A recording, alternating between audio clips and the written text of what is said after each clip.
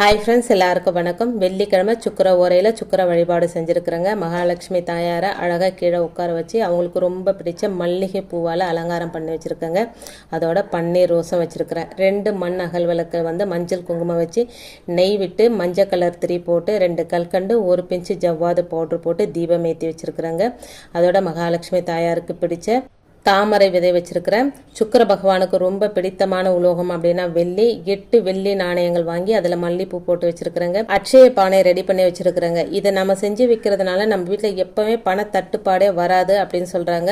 அட்சதை அப்படின்னா கொஞ்சம் பச்சரிசி 1 பிஞ்ச் அளவுக்கு நெய் விட்டு மஞ்சள் போட்டு கலந்து வைக்கிறது தாங்க அட்சதை. அதை ஒரு பானை ஃபுல்லாக வச்சு நம்ம பூஜை அறையில் வைக்கிறது நமக்கு விசேஷமான பலனை தரும்.